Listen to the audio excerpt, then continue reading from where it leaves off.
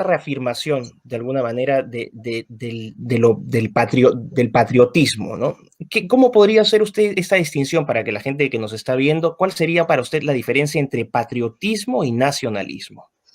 Yo creo que esa diferencia la estableció de muy buena manera un gran patriota francés que fue el general de Gaulle, que fue el jefe de la resistencia francesa, esa resistencia que, como él decía, frente a los invasores alemanes, como él decía, dice, al principio no había casi nadie y al final casi no había nadie que estuviera fuera, ¿no? Es decir, al principio dentro de la resistencia no había casi nadie y al final fuera de la resistencia no había casi nadie. Y esa fue una batalla que quien la libró fue De Gaulle. De Gaulle señalaba que el patriota es el que ama a su patria por encima de las otras patrias, mientras que el nacionalista es el que odia a las otras patrias precisamente para colocar por encima la suya. Es decir, el patriota insiste en los aspectos positivos de su país, ama su nación. El nacionalista necesita siempre tener un elemento de carácter victimista, de carácter negativo, de resentimiento frente a otras situaciones, ¿no? Entonces, De Gaulle, por ejemplo,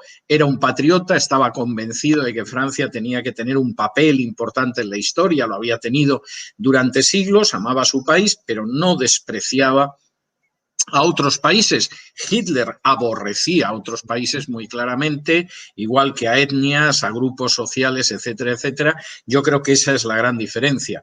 Y de hecho, y por dar otra anécdota del general de Gaulle en este sentido, cuando se produce la batalla de Stalingrado, y acaba la batalla de Stalingrado con una aplastante derrota del ejército alemán, tienen más de 1 millón de bajas que le causa el ejército soviético. La Unión Soviética invita a De Gaulle a que vaya a Stalingrado en plena guerra mundial y vea aquello. Y cuando De Gaulle llega a Stalingrado dice, es increíble que llegaran hasta aquí. Y entonces le dicen el ejército rojo y dicen, no, los alemanes. Es decir, De Gaulle podía estar combatiendo a los alemanes, tenía claro que eran el enemigo de su patria, que había que arrojarlos de su país, etcétera, pero eso no le cegaba para decir, bueno, es increíble que los alemanes hayan llegado hasta aquí, hasta las orillas del Volga, invadiendo la Unión Soviética, ¿no? Y yo creo que esa es la idea del patriota. Tú puedes amar enorme, entrañable, sentidamente a tu país, pero eso no hace que odies a otros países, que los culpes de todo, que consideres que además hay pueblos que habría que exterminar, etcétera, etcétera. Perfecto. Entonces, volviendo al tema del patriotismo, vamos a hablar en ese término. Tendríamos el caso de Rusia, tendríamos el caso de Polonia, Hungría, o sea, el grupo de Visegrado, estaríamos hablando de Estados Unidos con Trump, probablemente algunos resquicios. Bolsonaro en Brasil. Bolsonaro en Brasil, que es un caso muy importante. Es decir, son países geopolíticamente importantes, a pesar de que, ¿no?, el caso de Rusia o Brasil, que son potencias, como usted bien dice, de segundo orden, pero generan un poder de gravitación muy fuerte en sus áreas de influencia. En el caso de China también, obviamente, ¿no? Claro. Y además es curioso, y esto es algo que suele diferenciar al nacionalista del patriota. Yo he viajado mucho por China, conozco Rusia bien desde hace mucho tiempo, incluso he traducido libros de Solzhenitsyn del ruso al español en su época. Quiero decir, son países que conozco bien y que estoy muy cercano y muy al día con ellos. Si me permite, brevemente. Sí. ¿Cuántos, por favor, sáqueme de la duda, cuántos idiomas habla o es capaz de traducir? Porque esto es increíble. Por favor. Y yo traduzco 16 idiomas, puedo hablar 8. Pero, entre otras cosas, porque yo estoy convencido de que es muy difícil acercarte a una cultura sin conocer el idioma. Es decir, yo al final terminé estudiando chino y cuando estudias chino efectivamente entiendes muchas cosas. Al final pensamos de acuerdo a una estructura idiomática que no es lo mismo en el caso de un alemán que de un árabe que de un japonés. Y esto es algo para mí elemental, aunque es verdad que mucha gente parece desconocerlo. Entonces, por ejemplo, en el caso de China y de Rusia es muy interesante la manera en que ellos han hecho una reconstrucción patriótica de la historia. porque en los dos casos vienen de dictaduras comunistas. De hecho, en China sigue existiendo una dictadura comunista.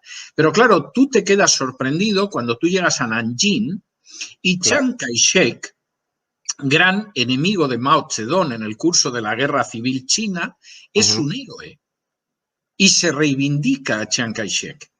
Y puedes ver el despacho donde estaba su gobierno, y eso es un museo. Y además se alaba cuando combatió a los japoneses, etc. Entonces, Chiang Kai-shek en un momento determinado pudo no captar, supuestamente, la grandeza de Mao, del Partido Comunista, etc., pero lo hemos reincorporado a nuestra historia. Y eso es algo que era impensable en la época de Mao, por supuesto, pero que ahora es indiscutible. Entonces, los museos chinos, que crea que no exagero si digo que son los mejores del mundo. Yo he visto museos de la calidad de los museos chinos, pero no superiores. Es verdaderamente impresionante el arte museístico que tienen, verdaderamente impresionante, incluso en ciudades de tercera, de cuarta categoría los museos son excepcionales. En esos museos hay toda una integración de la historia china. Sí, es decir, son chinos los emperadores, aunque fueran perversos, los militares, los filósofos, los escritores. Nosotros conservamos toda la historia china. Podemos reconocer que ha tenido limitaciones, pero hemos recuperado a Confucio, hemos recuperado al primer emperador. Es así. En el caso de Rusia ha sucedido igual, y eso es algo que va de la mano de Putin. Entonces, frente a una historia de Rusia muy ideologizada desde el año 17 hasta el año 91, donde además ya se sabía quiénes eran los buenos y quiénes eran los malos, y esto era muy claro, y la revolución proletaria y bla, bla, bla, en la historia rusa actualmente se ha incorporado a todo el mundo.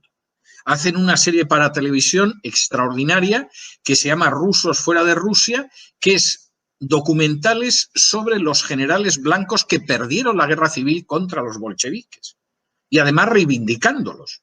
Es decir, diciendo Wrangel no solo era un gran general, Wrangel no solo era un gran patriota, es que buena parte de su ejército acabó en Bulgaria y construyó el sistema educativo búlgaro, incluido el universitario. Hacen una película que ha tenido un éxito tremendo, que es Admiral, el almirante, que es sobre la figura del almirante Kolchak, al que, por supuesto, vomitaron todo tipo de improperios los bolcheviques durante décadas, pero que en esa película aparece como uno de nuestros héroes que reivindicamos, porque no negamos los héroes de ninguno de los dos bandos. Y yo recuerdo la última vez que estuve en Moscú, que entré en una librería, estaba viendo libros para niños, y uno de los que compré era tremendo, porque era un libro que en la portada aparecía un boyardo, o sea, un soldado de Iván el Terrible. Después aparecía un soldado de Pedro el Grande, que combatió a los suecos. Después aparecía un soldado de Alejandro I, que combatió a los invasores franceses. Y luego aparecía un soldado de Stalingrado, que había combatido a los invasores alemanes. Y la idea era clara, es decir, independientemente de que fueran zares, una dictadura comunista, lo que fuera, todos son hijos de la madre Rusia y a todos les debemos reconocimiento y respeto por encima de las ideas políticas. Y ahí hay una visión patriótica que es imposible de conciliar con un mensaje de una cultura para todos, la supuesta multiculturalidad, etcétera, etcétera, que al final se queda en nada. Y de ahí las normas pues, que se han promulgado en países como Rusia, como China, pero también, como es el caso de Hungría, en el sentido de nosotros vamos a defender nuestra soberanía, nuestra independencia, nuestra cultura y nuestra historia. No es que despreciemos a los otros, pero esto lo vamos a defender. Y por mucho que haya una Agenda 2030 de Naciones Unidas, no vamos a cambiar. Claro. Ahora, viendo estos casos entonces de relativo éxito, ¿no? Trayendo